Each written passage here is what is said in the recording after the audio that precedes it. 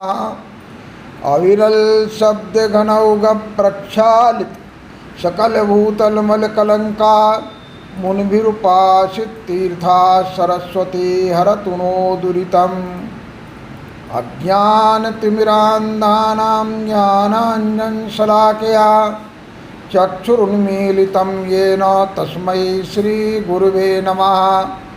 परम गुरुवे नमः। परम्पराचारी श्री गुरुवे नमः। सकल कलुष विध्वंसकं श्रेयसां परिवर्धिकं धर्म संबंधकं भवजीवमनः प्रतिबोधकारकं पुण्य प्रकाशकं पाप प्रणाशनम् इदं शास्त्रं श्री समय सारये नामधेयम् अस्य मूल ग्रंथकर्तारः श्री सर्वज्ञ देवास्तदुत्तर ग्रंथकर्तारा श्री गणधर देवा प्रतिगणधर देवा तेषां वचनानुसारमासाद्य श्रीमत्कुन्दकुन्दाचार्येण विरचितं श्रोतारः सावधानतया शृण्वन्तु। मंगलम भगवान वीरो मंगलम गौतमो गणे मंगलम कुन्दकुन्दाद्यो जैन धर्मोस्तु मंगलम। सर्वमंगलमांगल्यं सर्वकल्याणकारकं प्रधानं सर्वधर्माणां जैनं जयतु शासनं जैनं जयतु शासनं जैनं जयतु शासनं। बोलिए परम पूज्य आचार्य श्री कुंद कुंद स्वामी की जय। बोलिए परम पूज्य संत शिरोमणि आचार्य श्री विद्यासागर जी महाराज की जय। बोलिए परम पूज्य निर्यापक श्रमण मुनि पुंगव श्री सुधासागर जी महाराज की जय। कल हम लोगों ने स्वाध्याय में ये देखा था कि जो इस आत्मा को द्रव्य कर्म भाव कर्म और नो कर्मों से रहित अबद्ध और सभी प्रकार के राग द्वेष आदि से अस्पृष्ट जानता है, अद्वितीय एक या रत्नत्रय की एकता स्वरूप समझता है, नियत मन अवस्थित मानता है, अभेद रूप मानता है, पर द्रव्य के संयोग से रहित समझता है। उस नय को शुद्ध नय कहते हैं। और जो आत्मा को द्रव्य श्रुत के अनुसार इस प्रकार से जानता है वह वास्तव में संपूर्ण शासन को जानता है। अब ध्यान दें कि दो प्रकार की बात आ गई हमारे सामने कि एक तो अभेद रूप से और एक भेद रूप से। तो ये दोनों प्रकार से भेदाभेद रत्नत्रय की मुख्यता से किस प्रकार से कथन आत्मा का किया जाता है ये अगली गाथाओं में हम देख रहे हैं। देखें 19वीं गाथा। दंशणान चरितानि सेविदब्बाणि साहुणानि चं तानि पुण्यजान त्रीणिभि अप्पाणं चेवणेच्छेदो। गाथा को दो भागों में हम विभक्त करें। एक पहले का आधा हिस्सा और एक बाद वाला आधा हिस्सा। इसमें जो गाथा का पहले वाला आधा हिस्सा है उसमें व्यवहार नय की दृष्टि से भेद रत्नत्रय की भावना का विवेचन और बाद वाले आधे हिस्से से अभेद रत्नत्रय की भावना का वर्णन है।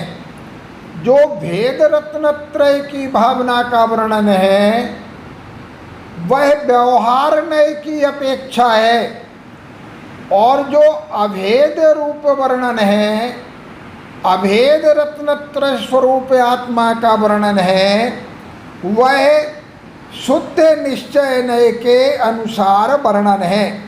अब एक एक शब्द को पहले देखेंगे, फिर उसके अभिप्राय को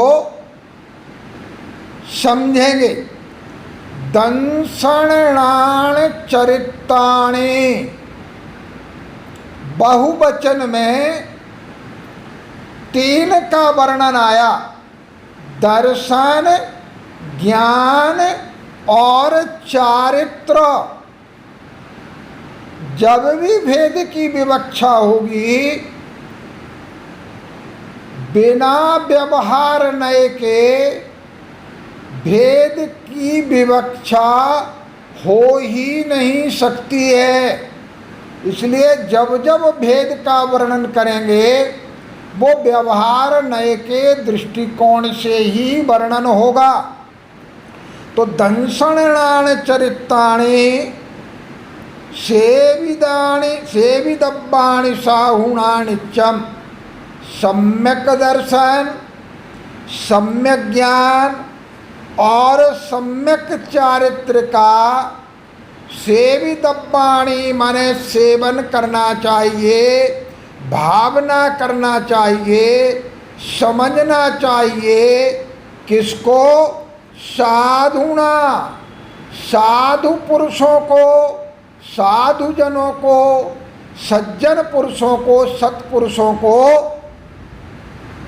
व्यवहार नय के द्वारा नित्यम माने हमेशा, सर्वकाल में, हमेशा, सतत, निरंतर सत्पुरुषों को व्यवहार नय के द्वारा अलग अलग सम्यक दर्शन, सम्यक ज्ञान और सम्यक चारित्र का सेवन करना चाहिए, इनकी भावना करना चाहिए। ये व्यवहार नय का विषय। और तानि पुण तीर्ण भी, तानि पुण जान तीर्ण भी, और उन्हें को, तीनों को ही जान मन जानो समझो, अपाणम चैव निश्चय दो, निश्चय नय के अनुसार उन तीनों को, उन तीनों की अभेदता को, उन तीनों की एक रूपता को, अभिन्नता को आत्मा ही समझो। अपाणम चैव जानो, आत्मा ही जानो। माने जब अभेद रूप से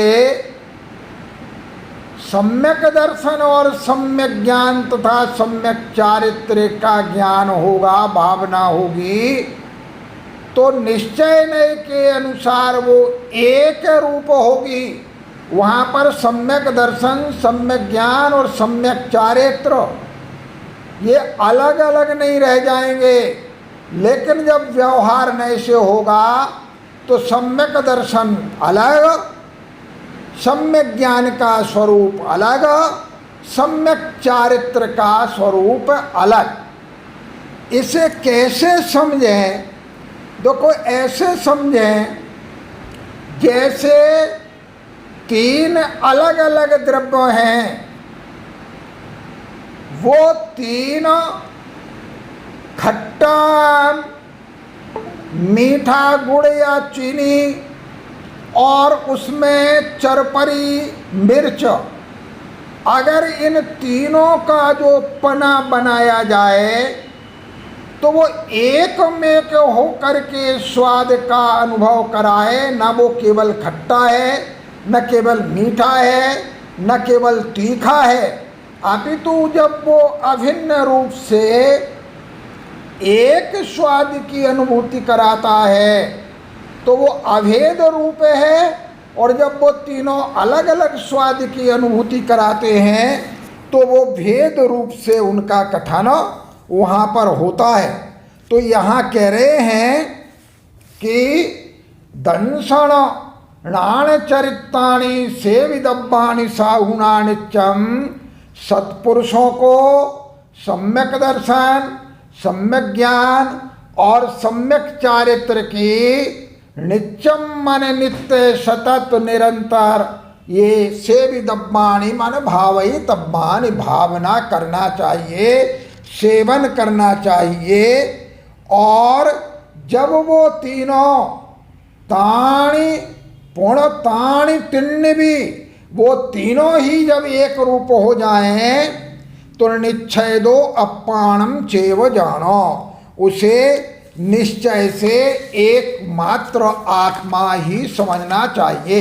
मन अभेद रत्नत्रय आत्मस्वरूप ही है, वो आत्मा ही है, आत्मा से भिन्न अलग नहीं है, ऐसा निश्चय नय का दृष्टिकोण और व्यवहार नय का जो दृष्टिकोण है, हमेशा ध्यान रखना है कि जो जीव अपरम भाव में स्थित हैं उनके लिए व्यवहार नय का उपदेश दिया गया है, और जो जीव परम भाव में स्थित हैं, जो शुद्ध आत्मा की अनुभूति करने लगे हैं, ऐसे सप्तम गुण स्थान से उपरिवर्ती जीवों के लिए निश्चय नय जानने योग्य है। ये पहले आचार्य कुंद कुंद स्वामी कह चुके हैं कि शुद्धो शुद्धादेशो नायब्बो परम भावदर्शी व्यवहार देशिदा पुण्य जेदु अपरिमेठिदा भावे। तो ये सावधानी हमेशा बरतना है कि व्यवहार नय का उपदेश उन जीवों के लिए है जो अपरम भाव में स्थित है, और चतुर्थ गुण स्थानवर्ती या पंचम गुण स्थानवर्ती श्रावक तक और प्रमत्त संयत मुनि भी ये अपरम भाव में स्थित हैं, इसलिए उन्हें व्यवहार नय का उपदेश दिया गया है। उनका गुप्ति का पालन, समिति का पालन, अनुप्रेक्षाओं का चिंतन, ये जितना भी भिन्न भिन्न कथन है वो सब व्यवहार नय की अपेक्षा कथन किया गया है।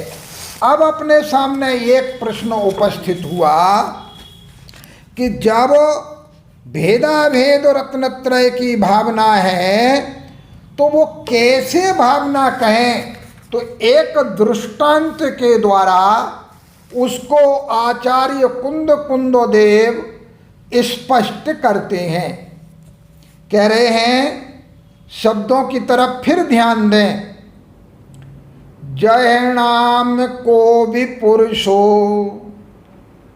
रायाणम जाणियूण सद्दादि तो तम अणुचरदि पुणो अत्थियोपयतेण।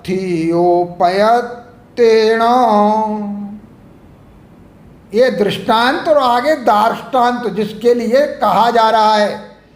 एवं ही जीवराया ना दब्बो तह ये सद्दहे दब्बो अणुचरितब्बो य पुणो सुचे मधुमुख्य कामेण।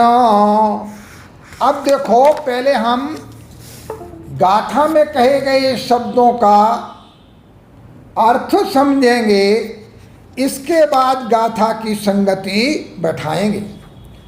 जय माने जिस प्रकार से, संस्कृत में जिसको यथा फॉर एग्जाम्पल कहा जाता है उसको प्राकृत में जय या जहा शब्द के द्वारा स्पष्ट किया जाता है।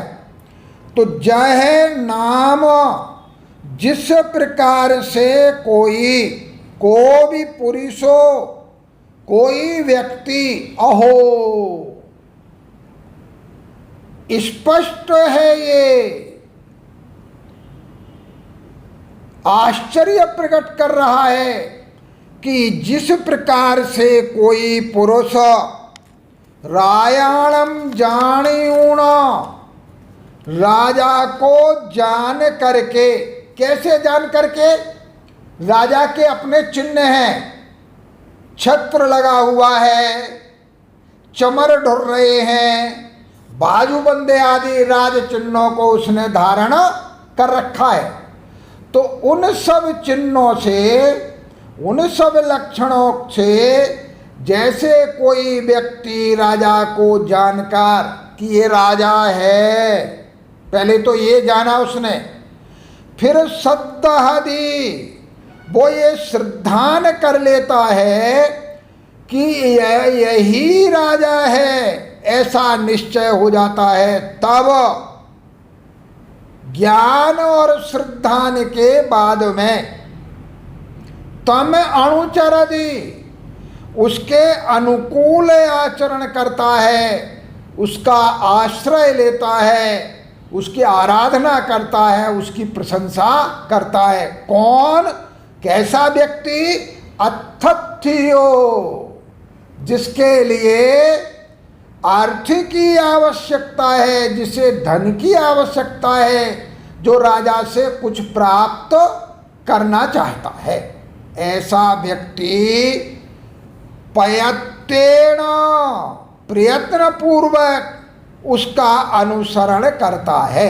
अब एक एक शब्द को देखें। जय मन जिस प्रकार से कोई पुरुष रायाणम जानियूण सर्वप्रथम राजा को जान करके सद्दहदयी उस पर श्रद्धान करता है, तो तब तम अनुचरति पुणो तम अनुचरति, और फिर उसके अनुकूल आचरण करता है। कैसे? प्रयत्न प्रयास पूर्वक, सावधानी पूर्वक। कौन? कैसा पुरुष? अथत्थियो अर्थार्थी। तो जय जिस प्रकार से कोई अथत्थियो पुरुषो, कोई धन चाहने वाला व्यक्ति, जिसे राजा से धन की आवश्यकता है, ऐसा कोई व्यक्ति रायाणम जानियूण सर्वप्रथम राजकीय चिन्हों से उसे राजा जान करके सद्दहदी उस पर श्रद्धान करता है, उसका निश्चय कर लेता है कि यह राजा है। और तो तम अनुचरति पुणो, इसके बाद प्रयत्न तम अनुचरति, प्रयास पूर्वक सावधानी पूर्वक उसका आचरण करता है। ये तो लोक का एक दृष्टांत तो दिया, और हमने पहले भी कहा था कि दृष्टांत को एक देश केवल समझने के लिए ग्रहण करना, क्योंकि हमारा उद्देश्य तो उस आत्म तत्व को समझाना यहाँ पर है। तो इस दृष्टांत के द्वारा उन्होंने कहा कि जिस प्रकार से कोई धन चाहने वाला व्यक्ति राजकीय चिन्हों से राजा को जान करके यह निश्चय कर लेता है कि यह राजा है, इसके बाद उसके अनुकूल आचरण करता है प्रयास पूर्वक। एवं ही जीव राया, उसी प्रकार जो राजा स्थानीय जीव है, जीव को क्या बना दिया? दृष्टांत के द्वारा राजा, क्योंकि उसे हमें समझाना है। तो एवं ही जीव राया, उसी प्रकार जीव रूपी राजा को, जीव रूपी राजा को, कौन से जीव रूपी? वो पर द्रव्यों के संयोग से रहे, द्रव्य कर्म भाव कर्म और नो कर्म से रहे, जो निर्मल परिणति वाला शुद्ध जीव रूपी राजा है, उसको नादब्बो जानना चाहिए। कैसे जानना चाहिए? वो निर्विकार जो स्वसंवेदन या स्वानुभूति रूप ज्ञान है, अनुभूति है, अनुभव है, उस अनुभव से उसको समझना चाहिए। तहे ये सद्य है दब्बो, उसके बाद ये श्रद्धान कर लेना चाहिए कि वास्तव में यह जीव रत्नत्रय के अभेद रूप है, शाश्वत है, आनंद स्वरूप है, रागादि इसके नहीं है। ये तो शुद्ध निर्मल परद्रव्यों से रहित शुद्ध जीव है, ऐसा निश्चय कर लेना चाहिए। सद्दहे दब्बो और अनुचरितव्यो पुनः, और उसके बाद निर्विकल्पक समाधि रूप ध्यान के द्वारा उसका अनुचरितव्यो माने अनुभव करना चाहिए। किसको? जो सो मोक्ष कामेणो, जिसे मोक्ष की इच्छा हो, उस जीव के द्वारा। तो एवं ही इस प्रकार से निश्चित रूप से मोक्ष कामेण, मोक्ष को चाहने वाले व्यक्ति के द्वारा, मोक्ष की इच्छा रखने वाले व्यक्ति के द्वारा जीवराया, जीव रूपी राजा को जीव के लक्षणों के द्वारा, जीव का लक्षण क्या है? ज्ञानोपयोग और दर्शनोपयोग। ये ज्ञानोपयोगमय और दर्शनोपयोगमय है, ऐसा जानना चाहिए। निर्विकार स्वसंवेदन प्रत्यक्ष के द्वारा तहे सद्दहे दब्बो, और उसके बाद ये शुद्ध ही है, राग आदि रहित ही है, इस प्रकार का निश्चय कर लेना चाहिए। और अणुचरिदब्बो ये पुणो, पुणो फिर उसका अनुकरण करना चाहिए। सुचेवदु मोक्ष कामेण, मोक्ष की इच्छा रखने वाले पुरुष के द्वारा, ये दृष्टांत के रूप में यहाँ कहा गया। तो अभिप्राय क्या निकला कि भेद रत्नत्रय की भावना के रूप में और अभेद रत्नत्रय की भावना के रूप में जैसा पहले कहा गया था, तो ये शुभाशुभ विकल्प के जालों से रहे, ये मुख्यता से उस जीव रूपी राजा को जानना चाहिए। ऐसा आचार्य कुंद देव ने इस समय सारजी नाम के शास्त्र में, फिर ध्यान कर लेना, शास्त्र के दो स्वरूप, इदम करणीयम इदम च न करणीयम, ये करने योग्य है, ये करने योग्य नहीं है। जो ऐसा अनुशासन करता है उसका नाम शास्त्र। और कोई तत्व जो इंद्रिय गोचर नहीं है, दूरवर्ती है, सूक्ष्म है, अंतरित है, जो ऐसे रहस्यमय पदार्थों का कथन करे, उसका नाम भी शास्त्र। शासनात् शास्त्रम संसनात् च शास्त्रम, जो अनुशासन करे वो भी शास्त्र, और जो छिपे हुए गोपनीय इंद्रिय गोचर पदार्थों का कथन करे वह भी शास्त्र। तो यहाँ तक इन तीन गाथाओं में जीव को कैसे जाने, हम किस प्रकार से समझें, इसका कथन किया। ध्यान कर लेना, ज्ञान के बिना सच्चा श्रद्धान नहीं, इसलिए पहले कहा नायब्बो, जीव रूपी राजा को जानना चाहिए। ये कैसे जानेंगे? श्रुतक ज्ञान के द्वारा जानेंगे। समय सार नाम का यह शास्त्र किस आधार पर लिखा गया? शुद्ध केवली भणिदम, श्रुत केवलियों ने जो कहा उसके आधार पर आचार्य कुंद देव ने इसे लिखा। तो वो श्रुतक ज्ञान के आधार पर पहले हम आत्मा को जाने। कैसे जाने? कि ये शरीर आदि नौकर्म आत्मा नहीं है, ये ज्ञानावरण आदि द्रव्य कर्म आत्मा नहीं है, ये राग द्वेष मोह आदि भाव कर्म आत्मा नहीं है। पहले हमने शास्त्र के द्वारा द्रव्य श्रुत के द्वारा इसको जानना चाहिए।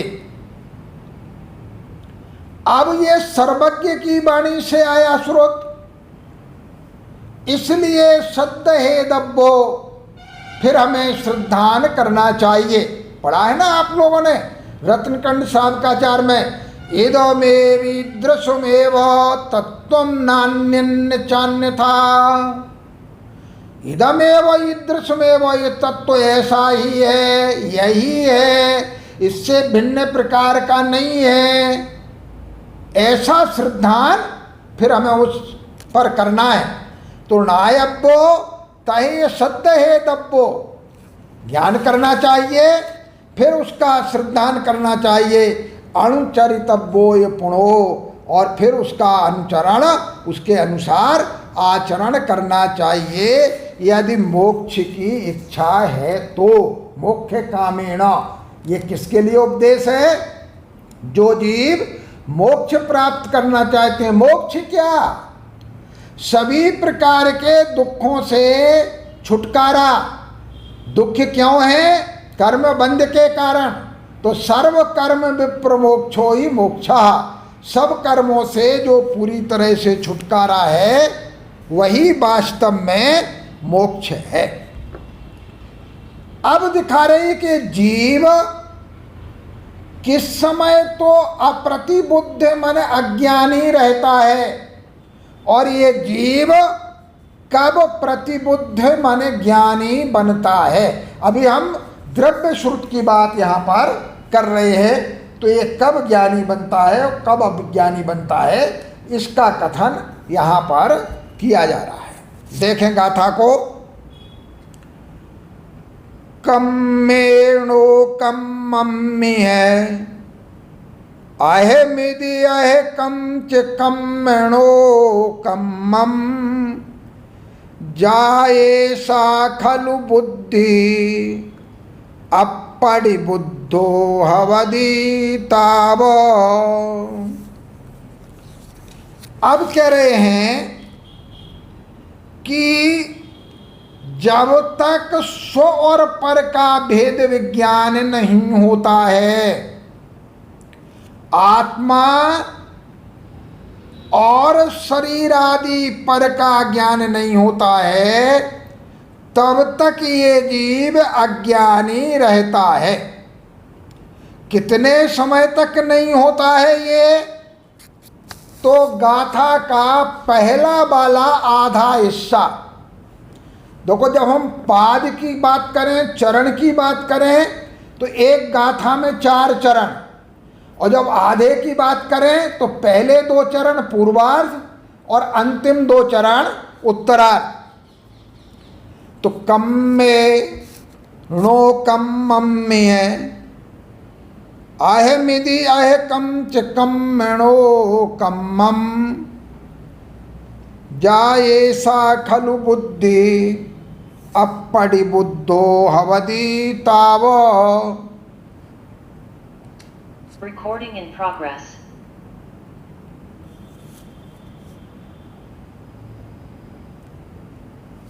हाँ, अगर आवाज आ रही हो तो जरा हैंड रेज करें आप अपना। आवाज आ रही है? आ रही है आवाज?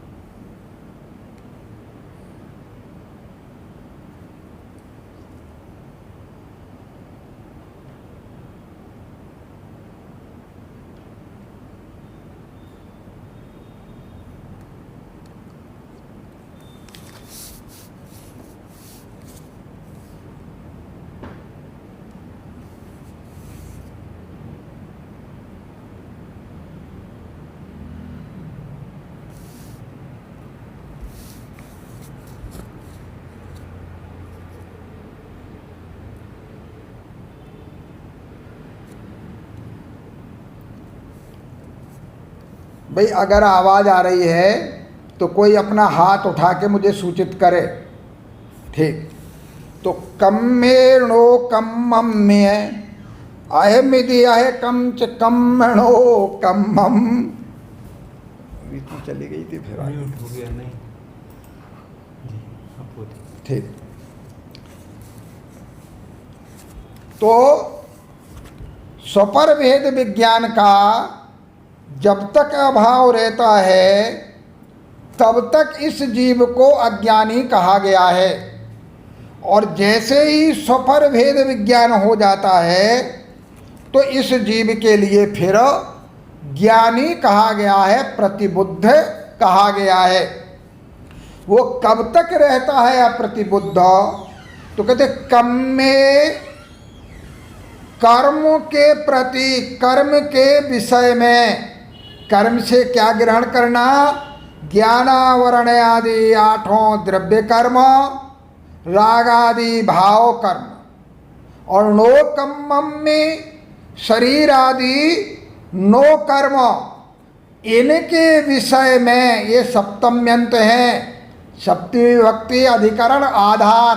जब तक इनके प्रति अहमैदी, ये मैं हूँ, ऐसी प्रतीति होती है, या अह कम च कम्मणो कम्मम, या ये कर्म और नो कर्म मेरे हैं, इस प्रकार की प्रतीति होती है, तब तक ये जीव अप्रतिबुद्ध रहता है। जाये सा खलु बुद्धि, जो इस प्रकार की बुद्धि होती है, ताब अपरिबुद्धो हवति, तब तक यह जीव अप्रतिबुद्ध रहता है। कैसे समझे?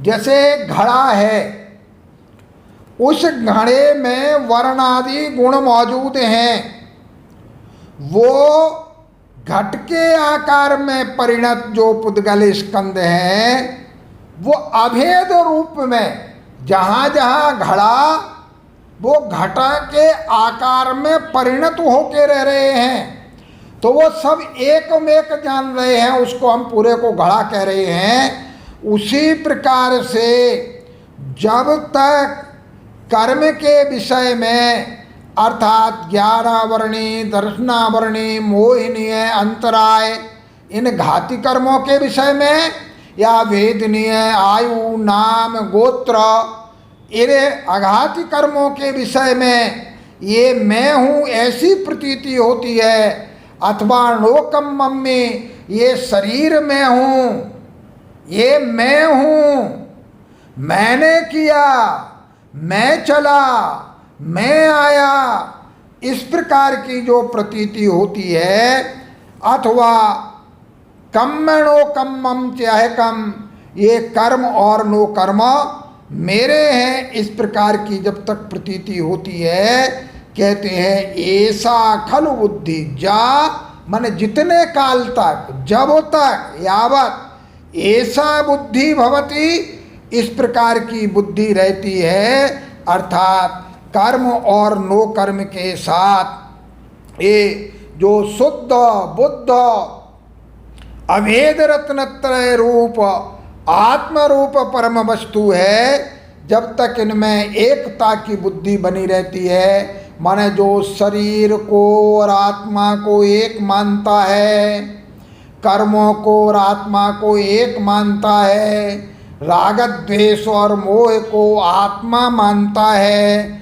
ऐसी जो एकत्व की बुद्धि है, वो तब तक अपरिबुद्धो हवति, तब तक वो अप्रतिबुद्ध रहता है, अज्ञानी रहता है, स्वानुभूति से रहित रहता है, स्वासंवेदन से रहित रहता है। उसी को आगम में बहिरात्मा शब्द के द्वारा कथन किया गया है।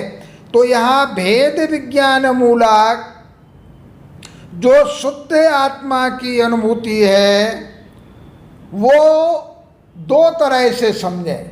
जो जीव स्वयं बुद्ध हैं, उनको अपने आप ये अनुभूति होती है, हालांकि उसमें भी पूर्व काल का द्रव्य श्रुत का अभ्यास कारण हो सकता है, लेकिन जो बोधित बुद्ध हैं, जिन्हें समझाने से समझ में आता है, तो ऐसे बोधित बुद्ध जो है वो शुभ और अशुभ दोनों तरह के जो बाहरी द्रव्य हैं उनके विद्यमान रहने पर भी वो उनसे अपने को जब अलग मान लेता है तभी वास्तव में वो प्रतिबुद्ध कहलाता है। और जब तक उनमें एकता की बुद्धि बनी रहती है तब तक जो है वो अज्ञानी है, अप्रतिबुद्ध है। जैसे किसी समय दर्पण के में जो प्रतिभासित होने वाला आकार है अथवा अग्नि में जो उष्णता और ज्वाला है वो सब वस्तुतः अग्नि रूप ही हैं, वो अलग नहीं है। फिर भी जब उसको हम अलग मानते हैं तो वो अप्रतिबुद्धता उस समय बनी रहती है। तो इस तरह से यहाँ पर ये कथन किया कि कब तक ये जीव अज्ञानी रहता है, तो सीधे से शब्दों में समझें, जब तक स्व माने आत्मा और पर माने शरीर आदि आत्मा से भिन्न पदार्थों का अलगाव का बोध नहीं होता है तब तक ये जीव अज्ञानी या अप्रतिबुद्ध कहलाता है। अब कहते हैं कि कब जो है वो प्रतिबुद्धता को प्राप्त होता है, कैसे मानता है, कैसे जो है पर को अपना कहता है, तो अगली गाथा की तरफ ध्यान दें। जीवेव अजीवेवा संपदि समयम जत्थ उपजुत्तो तथैव बंध मोक्षो हवदि समासेन निदिष्ठो। जीवे वा, जीवे व प्राकृत में इस तरह के प्रयोग खूब मिलते हैं, तो इसे कर लेंगे हम जीवे बा अजीवे बा। जीव माने शुद्ध जीव में, पर द्रव्यों से रहित जीव में, द्रव्य कर्म भाव कर्म और नो कर्म से रहित निर्मल आत्मा में, और अजीवे माने देहादि अजीव में, शरीर आदि में, संपदि समय में, इस काल में, वर्तमान काल में, जत्थ उपजुत्तो, जहाँ पर वो लगा हुआ है वो तन्मयत्वेन उपादेय बुद्धि परिणता, वो उसी रूप होकर के उपादेय बुद्धि में परिणत होता है। तथैव माने उस अजीव में अथवा जीव में, तो बंध मोक्षो, अजीव और देह आदि में बंध होता है, और जब शुद्ध आत्मा को प्राप्त होता है वो, तो वही मोक्ष अवधि होता है। जीवेवा अजीवेवा संपदि समयम जत्थ उपजुत्तो, जीव में अथवा अजीव में, संपदि समयम में वर्तमान काल में, जत्थ उपजुत्तो जहाँ वह उपयोग युक्त रहता है, वो तन्मय होकर के जब उपादेय बुद्धि में परिणत हो जाता है तो उसी समय अजीव के साथ उसका बंध होता है, और जब वो उपादेय बुद्धि समाप्त हो जाती है तो जीव शुद्ध आत्मा में को प्राप्त होता है, तो वही उसका मोक्ष होता है। समासेन निर्दिष्ठो, ये संक्षेप में निर्देश किया गया है। देखो कुछ गाथाएं ऐसी हैं जिन पर आचार्य अमृतचंद्र स्वामी की टीका नहीं मिलती है, इसलिए समय सार की कुछ प्रतियों में हो सकता है कि ये गाथा ना हो और इसके अगले वाली गाथा भी ना हो, क्योंकि जो प्रति मूल आचार्य अमृतचंद्र को प्राप्त हुई उसमें संभवतः ये गाथाएं नहीं होंगी, इसलिए इन पर उनकी टीका उपलब्ध नहीं है। और जयसेन स्वामी को जो प्रति टीका के समय प्राप्त हुई, उनमें ये गाथाएं थीं, तो आज जयसेनाचार्य जी ने उन पर ये टीकाएं लिखी हैं। तो आचार्य अमृतचंद्र स्वामी की टीका में ये गाथाएं उपलब्ध नहीं हैं, लेकिन उपयोगी हैं, इसलिए उनको यहाँ हम देख रहे हैं। तो जीवे व अजीवे व, जीव में अथवा अजीव में, संपदि समयम में मन वर्तमान काल में, जत्थ उपजित्तो, जिसमें उसका उपयोग लगा हुआ है, कहते तथ्य बंध मोक्षो। अगर वो अजीब के साथ संयोग में उपयोग लगा हुआ है तो बंध है, और शुद्ध जीव में अगर उपयोग लगा हुआ है तो वही मोक्ष है। ऐसा संक्षेपेण समासेन मन संक्षेप में कहा गया है।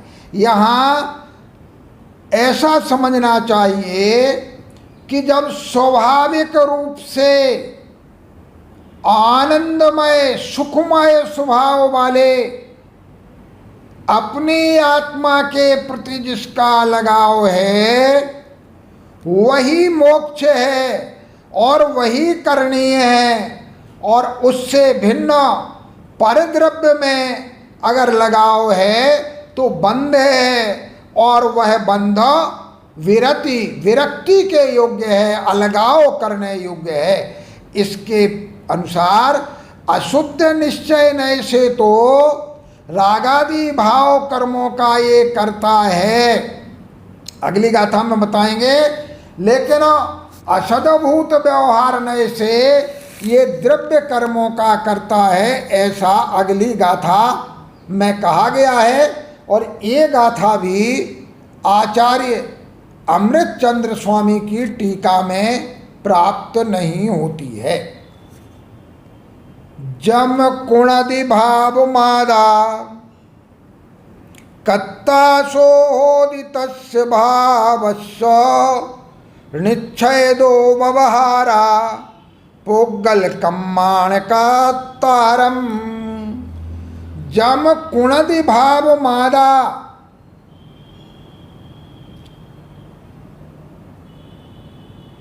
आदा मन आत्मा,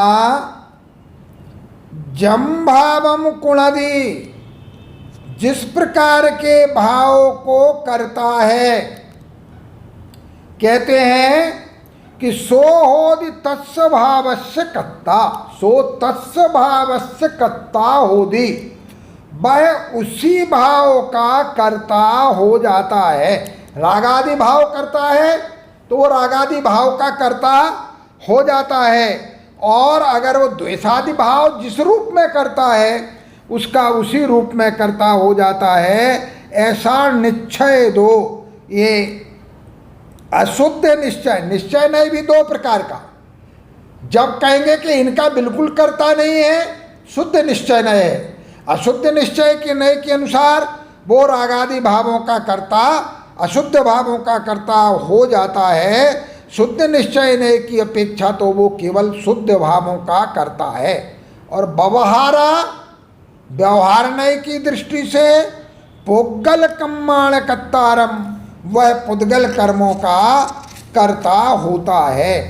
तो जमुकुणदि भाव मादा कत्तासो होदि तस्य भावस्सो, जो जिस प्रकार के रागादि भावों को ये आत्मा करता है, वह आत्मा उसी भाव का, उसी परिणाम का कर्ता हो जाता है। ऐसा निश्चय दो, अर्थात अशुद्ध निश्चय नय की अपेक्षा समझना चाहिए, क्योंकि अशुद्ध भावों का कर्ता अशुद्ध निश्चय नय की अपेक्षा, शुद्ध भावों का कर्ता शुद्ध निश्चय नय की अपेक्षा।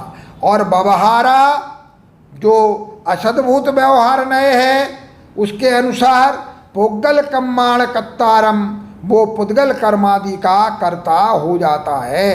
तो कहते हैं कि कभी कभी जो है, अब यहाँ कत्ता होना चाहिए कर्तारम, लेकिन प्राकृतों में इस प्रकार से कारकों में भिन्नता कभी कभी दिखाई देती है। तो मुख्य रूप से हमें समझना क्या है कि जिनके लिए, जिन जीवों को मोक्ष की इच्छा है, वो मुख्य कामेण मोक्ष के चाहने वाले जीवों के लिए नियम से जीव रूपी राजा की आराधना करना चाहिए, उसी को जानना चाहिए, उसी का श्रद्धान करना चाहिए और उसी के अनुकूल आचरण करना चाहिए। वो जीव रूपी राजा जब शुद्ध भावों को करता है तो वो शुद्ध भावों का कर्ता होता है, जब वो अशुद्ध भावों को करता है राग आदि को, तो अशुद्ध निश्चय नहीं की अपेक्षा वो राग द्वेष आदि का कर्ता कहा जाता है। और व्यवहार नहीं की अपेक्षा से वह इन सब का माने जो भी कर रहा है वो सब का कर्ता यहाँ पर अशुद्ध निश्चय नहीं के अनुसार वह पुद्गल कर्मों का कर्ता भी कहा जाता है। लेकिन कर्तृत्व होने से उनकी भिन्नता सतत विद्यमान है, ऐसा नहीं समझना चाहिए कि वो जीव के हो गए या जीव उसका हो गया। जीव जीव रूप है, पुद्गल पुद्गल रूप है, यद्यपि व्यवहार में पुद्गल कर्मों का कर्ता उसे कहा जाता है।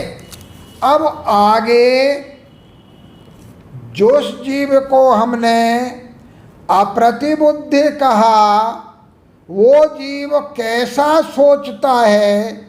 अप्रतिबुद्ध या अज्ञानी जीव किस प्रकार से विचार करता है और ज्ञानी जीव किस प्रकार से विचार करता है, ये आगे की 3 गाथाओं में कथन किया गया है। सरल है, समझ में आएगा, इसलिए हम इनको यहाँ देख रहे हैं। अहेमेदं येदमहं अहेमेदस्येव होमि मम येदं अर्णं जम परदब्बं सचित्ता चित्तमिस्संबा। ये वर्तमान काल की अपेक्षा है, अगली गाथा में भूतकाल और भविष्यत काल की अपेक्षा है। अभिप्राय में कोई भिन्नता नहीं है। पहले एक गाथा को हम यहाँ देखें। कहते हैं कि अर्णम जम परदब्बम सचित्ता चित्तमिस्संबा अहेमेदम एदमहम। जो अज्ञानी बहिरात्मा या मिथ्या ज्ञानी है वह इस प्रकार का कथन करता है, अहम एदम, ये मैं हूँ। किसके प्रति? चाहे सचित्त परद्रव्य हो, चाहे अचित्त परद्रव्य हो और चाहे मिश्र परद्रव्य हो। सचित्त परद्रव्य सचेतन, अचित्त परद्रव्य पुद्गल आदि अचेतन और मिश्र देह के साथ रहने वाला आत्मा। तो सचित्ता चित्त मिस्संबा, सचित्त हो अथवा अचित्त हो या मिश्र हो, माने सचित्ता चित्त हो, उस द्रव्य के विषय में अहम एदम, ये मैं हूँ, एदम अहम, मैं ये हूँ, ये मैं हूँ। ऐसा जो परद्रव्य है वो सचित्त हो, अचित्त हो या मिश्र हो, परद्रव्यम देह से भिन्न जो पुत्र पत्नी पति आदि परद्रव्य है, उन सब के विषय में वह क्या सोचता है कि ये मैं हूँ, ये मेरे हैं। अब हम विचार करें गृहस्थ की अपेक्षा तो स्त्री आदि परद्रव्य सचित्त हैं। सोना चांदी मकान जमीन आदि ये परद्रव्य अचित्त हैं और आभरण आदि स्वर्ण आदि आभूषणों से अलंकृत धारण किए हुए जो पुत्र कलत्र आदि हैं वह मिश्र हैं। और अगर हम तपस्वियों की अपेक्षा विचार करते हैं तो उनका जो शिष्य है वो शिष्य आदि सचित्त हैं, पीछे कमंडलु पुस्तक आदि शास्त्र आदि अचित्त हैं, और जो उपकरणों को ग्रहण करने वाले शिष्य आदि हैं वो सचित्त अचित्त हैं। तो सचित्त अथवा सचित्त में राग आदि भाव ले लें, अचित्त में द्रव्य कर्मों को ले लें, और मिश्र में द्रव्य और भाव दोनों कर्मों को ले लें, अथवा कई तरह से विचार कर ले आप। विषय कसाय से रहित जो निर्विकल्प समाधि में स्थित पुरुष है वो सचित्त है, सिद्ध परमेष्ठी आदि का स्वरूप है, और पुद्गल आदि जो 5 द्रव्य हैं वो अचित्त हैं, और गुण स्थान में विद्यमान जो जीव आदि हैं वो सचित्ता चित्त हैं। तो किसी भी प्रकार से वर्तमान काल की अपेक्षा अगर हम विचार करें तो इनको वो अपना मानता है। फिर से देख लें, सचित्ता चित्त मिस्संबा अर्णम जम परदब्बम।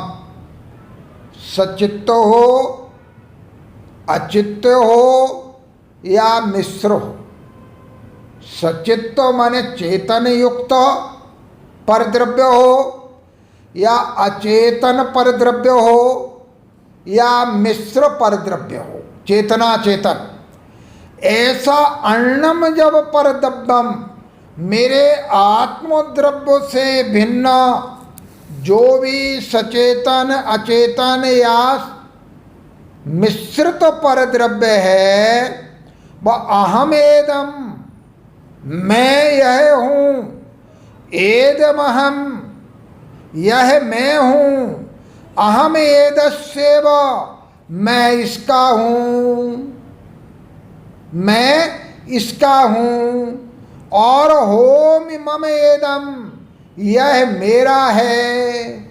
इस प्रकार का जो विचार है, ऐसा जो विचार करता है वो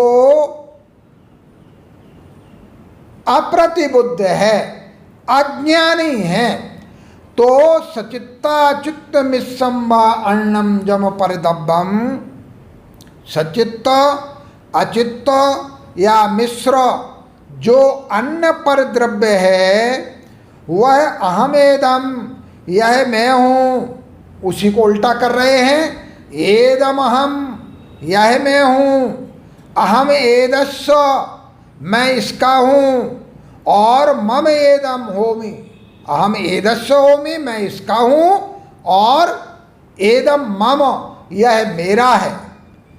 इस प्रकार का विचार करने वाला ये वर्तमान काल की अपेक्षा कहा, और आगे कह रहे आसिमम पुब्बमेदम एदस्य हम पियासि पुब्बम ही, ये मेरा पहले था, मैं इसका पहले था। हो ही पुणो भी मध्यम, ये बाद में मेरा होगा, और एयस्य अहम पि होस्सामि, और मैं भी इसका होऊंगा।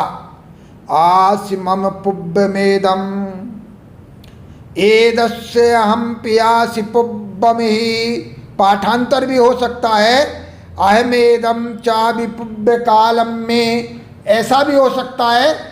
अर्थ दोनों का अभिप्राय एक है कि पूर्व काल में माने भूतकाल में भी मैं इसका था, पहले मैं इसका था, यह मेरा था। और हो ही पुणो भी मध्यम, हो ही माने होएगा, भविष्यति, भविष्य में ये मेरा होगा, और मैं भी इसका होऊंगा। पहली गाथा में क्या, वर्तमान काल में मैं यह हूँ, यह मेरा है, यह मैं हूँ, मैं इसका हूँ, यह मेरा है। और भूतकाल में ये मेरा था, मैं इसका था, और भविष्य काल में ये मेरा होएगा और मैं इसका होऊंगा। एदम तु असंभूतम आदिव्यपम करेदि सम्मूढ़ो भूदत्थम जानन्तो न करेदि दूतम असम्मूढ़ो। सम्मूढ़ो, मूढ़ माने अज्ञानी, मूर्ख। तो सम्मूढ़ो अत्यंत मूर्ख व्यक्ति एवं इस प्रकार के असंभूतम असंभव आदि वियप्पम करे दे, तरह तरह के अपने विकल्पों को करता रहता है। और भूदत्थम जानंतो, जो भूतार्थ को जानता है, यथार्थता को जानता है, सत्यार्थ को जानता है, न करेदि तम असम्मूढ़ो, असम्मूढ़ो प्रतिबुद्ध ज्ञानी, जो मूर्ख नहीं है, अज्ञानी नहीं है, ऐसा व्यक्ति भूतार्थ को जानता हुआ इस प्रकार के विकल्पों को नहीं करता है। एक बार फिर तीनों गाथाओं के शब्दार्थ को देख लें। अर्णम जम सचित्ता चित्त मिस्संबा परदब्बम,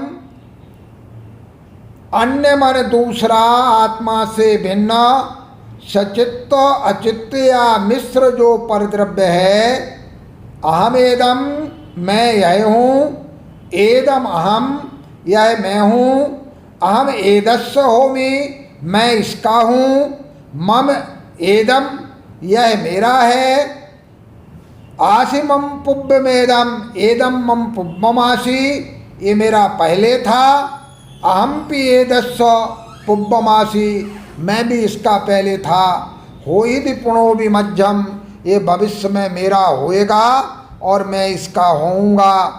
एदम तो असंभूतम आदि वियप्पम करेदि सम्मूढ़ो, अज्ञानी व्यक्ति इस प्रकार के अपने विकल्पों को करता रहता है, और असंभूढ़ो जो अज्ञानी नहीं है अर्थात ज्ञानी है, वह भूदत्थम जानंतो यथार्थता को समझता हुआ इस प्रकार के विकल्पों को नहीं करता है।